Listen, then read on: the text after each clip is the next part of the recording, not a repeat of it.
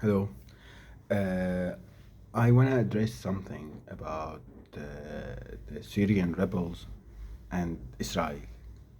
Everyone is talking about that. Why those rebels didn't go to free Gaza? Why they didn't help Gaza?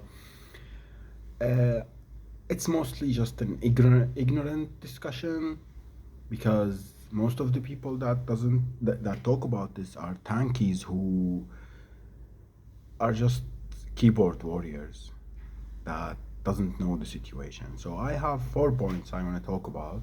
I'm gonna make it short as possible because I got comments about this. And I'm sorry, I'm not someone professional. It's my first time. This is the fifth video I make. So the first point, Assad was treating Palestinians similar to Israel. He wasn't better than Israel to Palestinians, and there is proofs for this. If you bother yourself to go and check Google, you can just write Tadamon massacre. You can read about it. I will put a comment from Wikipedia. I'm not gonna share the video. There is the video. It's recorded on video. The massacre. The Syrian soldiers, they dig the hole in the ground. They bring Palestinians. Most of the people that were killed are Palestinians. It's a camp for refugees. They blindfolded them. They are throwing them, and he's making fun that can he shoot the guy while he's jumping, while he's falling or not. They killed around 280 people, put them on the ground, they burned the bodies, and then they closed the hole to cover the trace of their massacre. And the guy who did it, he's a Syrian intelligence officer, he got promoted. This is how Assad treated Palestinians. And also, some days ago, after the rebels went to Damascus, one of the prisons they freed, there was a guy from Qassam. His name is Jafar Jaludi, Abu Jawdat. He's a leader in Hamas, was in prison for God knows how long. So this is how Assad was for Syrian. This is the guy that we overthrew. Second point, that I think supporting Assad means supporting Israel gatekeeper, because for 50 years, since 1973, there was no war. They didn't instigate a war with Israel.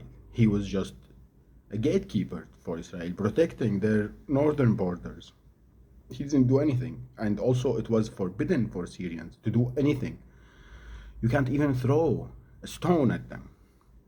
You will go to jail. You will go to a political jail if you even go to the borders and start to throw stones at the Israelis. This is how we were in Syria. People, I don't know how they think, because he talked too much about Israel. He like speeches and talking and philosophy that Israel is the enemy, Israel is the enemy. Okay, but what did you do about that? You didn't do anything. You were protecting them. We all know that politicians speak something and do something else. They are always like this. So what's important is what they do, not what they talk. So that's it. Third point, uh, all these people talk about that Assad was supporting Hezbollah and Hamas. Yeah, yeah. The way he supported them wasn't for fighting Israel. It wasn't for Palestinians' profit. It wasn't for Palestinians' freedom. He was supporting those two to steal the decision. He was just controlling Lebanon through Hezbollah.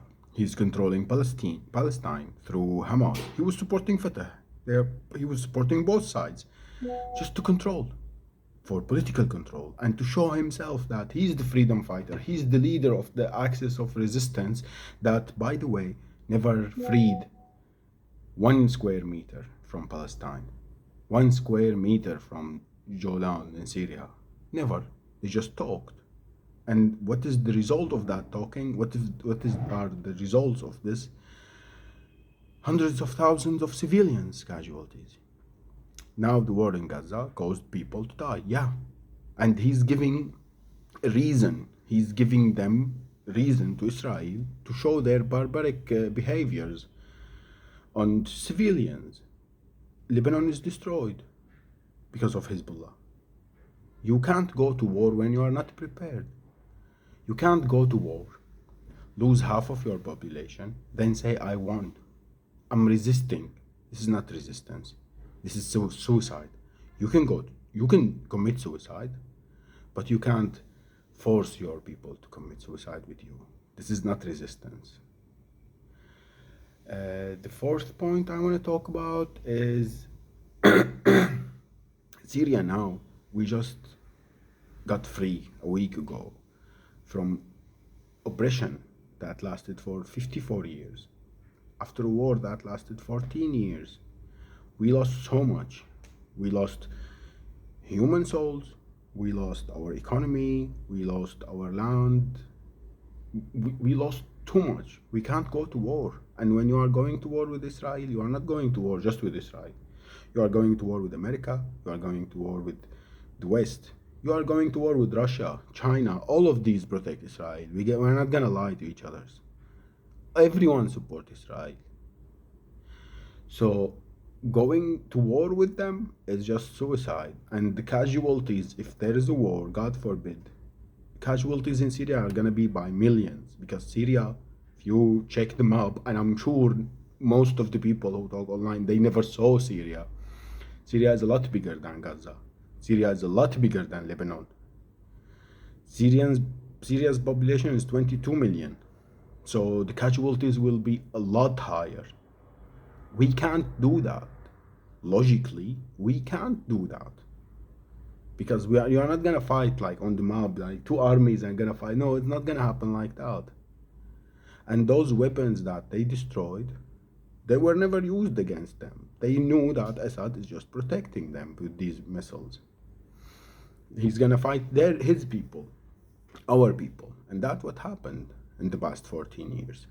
Now Israel is worried that these people, they call them jihadists, they are gonna fight us with this. And by the way, this word jihadist in Arabic is just people who wanna fight for their rights. That's all. Jihadist doesn't mean that someone who's just gonna wanna blow themselves for no reason, for terrorism. No. Israel understands this. Israel knows that these people, even if the leader now is saying that he's not gonna do war with Israel, there is people who are willing to go and just die. Because he thinks, if I'm gonna die there, I will go to heaven. Israel is worried about that. We don't want that. Me as a Syrian, I don't want that now, because we are not ready for it. Even our religion say that we should be ready for the enemy. So it should be logical. It should make sense. You should have at least a 50% chance of winning if you are going to war. At least 50%. You shouldn't go to war when you know your chances is zero. Just to show the world that, okay, we went to fight. Yeah, what is the profit from this fight? We lose our people? No, we shouldn't go to war. Not now, at this moment, and not in the near future.